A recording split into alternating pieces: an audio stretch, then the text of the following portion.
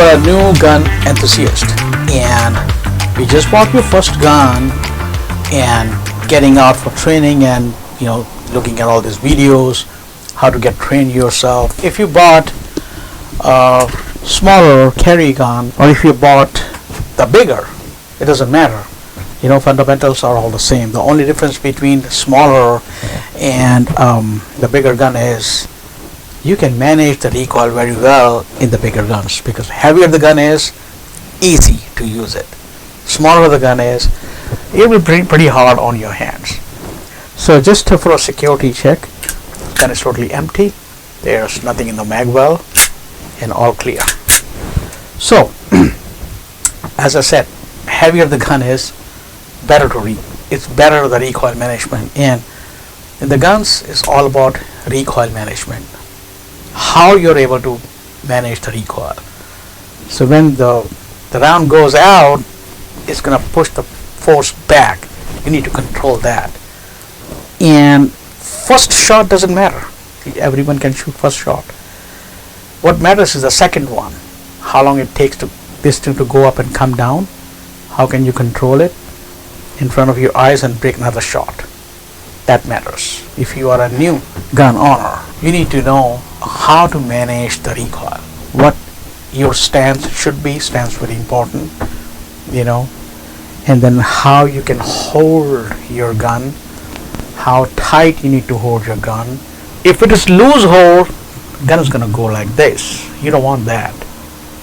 They always be up and down, but how small it is and how fast you can come down and make another shot. So if you're holding your gun, make sure you're not leaving any space on the top, because if it is like this, it's gonna go like this.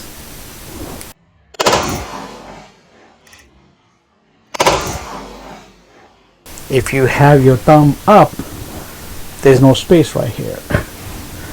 Your grip is merely this. This is your grip. It has to be tight. Rest is all support. And this is your dominant hand, or whatever is your dominant hand. Your left hand can be your dominant hand if you're a lefty. So if you're a right-hander, your right hand is dominant hand. Hold it tight. Thumb up. Bring your other hand. Your thumb should be looking at target, and then bring it here. Your thumb still looking at target, and now the other thumb on top of it. So basically both the thumbs are looking at target, and then you aim. Now when it comes to aim, you need to make sure you look through your rear sights to the front sights. They call it equal height and equal light, which means you see your front sights between the rear sights, and it should be equal and balanced from both sides. There's no light coming more or less from either side. Equal light, equal height. And third, which is very important, because if you don't do the third step well, everything is messed up. And that is a trigger control. So trigger is not like pulling the trigger. It's a control, really. That messes up everything, because if your muscle moved millimeter here, you're going way down there. So when you're using your knuckles, you're not using this knuckle. You're using only this knuckle. And pulling the trigger is not pulling the trigger. It's actually putting the pressure on the trigger. Let it break. 1 pound pressure, 2 pound pressure, 3 pound pressure, 2. That is it. This is the only part you're using it. Break the shot.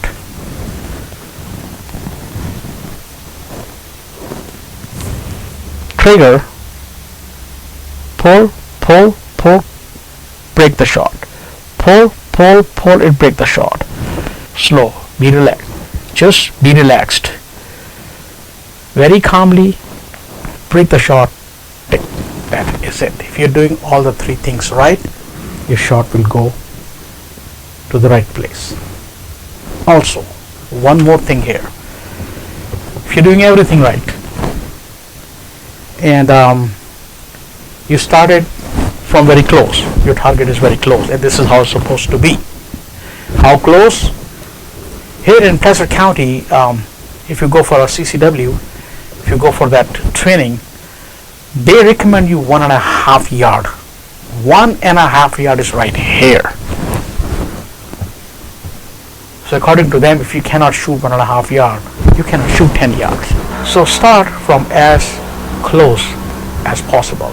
But here's one thing which a lot of people get confused. You're doing everything right. You're putting your target at 3-yard line, and you're holding it right. You know, everything is fine. You make the shot, and it goes 2 inches under the target. And then you go, what? Am I that bad? And then you break the shot again, still going there again. And then you do it again, still going there again. If you break the 3 shots and the grouping is all the same place, then you're fine. There's nothing wrong in you. You're doing great. Only thing is, your gun is not 0 for 3 yards. It's 0 for 10, 15, 20 yards. Never know. So zero down the gun is very important too.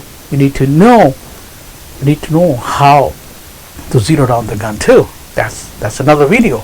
We're gonna put it on. Most people zero down in 20 yards. 15 is I would do 15 yards easily. If your gun is zeroed down for 15 yards and you're shooting at 5 yards, your shot is gonna go down. 15 yards, you're hitting at bullseye. But at 30 yards, you're hitting even higher. So you need to adjust that. You have to do that math in your brain. You cannot, you won't do it every time. You know, you're going 10 yards, now you zero down to 10, 20, 20, no. You know, your gun is zero down for 15, you go up and down. So if you're shooting at 5-yard line, then you are targeting a little bit above the bullseye. So it's gonna hit the bullseye. And same way when you do 30 or 35 yards. And always, everyone who starts, break 3 to 5 shots. Same stance, same aiming, everything is same. You're not changing anything until the 5 shots are over. And then look at your grouping. If your grouping is close, you're good. If your grouping is like all the way to the target, something is wrong. Mostly your grip is not good. So these are the very few basic things for the new shooters, and it is a fun hobby, but make sure do it very responsibly.